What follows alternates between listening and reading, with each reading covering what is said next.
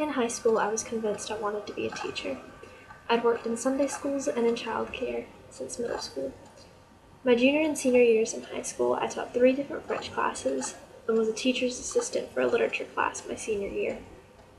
After graduating, I worked in a vacation Bible school kindergarten class. I worked with 2 ladies, Diane and Carolyn, who showed me the ropes of what it was to be a teacher. Most of the days that I was there, they allowed me to take over the lessons. And at the end of the week, they gave me a necklace as a reminder to be faithful to God's call. That summer, I was reading Radical by David Platt for summer reading as an incoming freshman. In the book, one phrase caught my attention and got me thinking about my future. It's, will we risk everything to make the gospel known among unreached people? At that point, I began to think that maybe education wasn't where God had me, but I had no clue where I needed to go from that point. So I stayed with education. During the campus crusade at the beginning of the year for freshmen, I sat next to a hallmate of mine, Claire Neal, who leaned over during the invitation and told me that God is telling her to tell me to do whatever He wants me to do with courage. This is something that stuck with me, and I continued thinking about that as I began my education classes.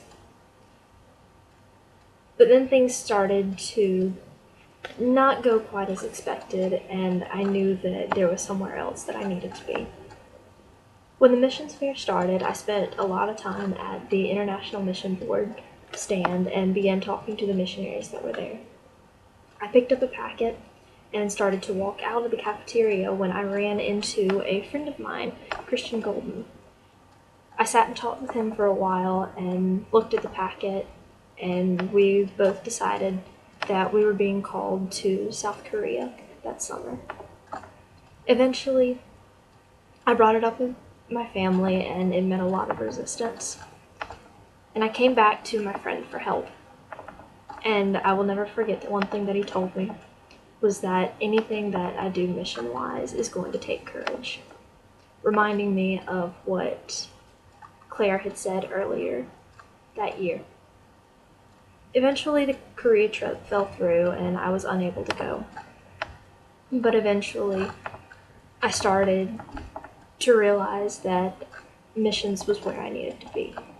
As I was sitting in the back of the class of Miss Livingston's 4th grade classroom, these were my students.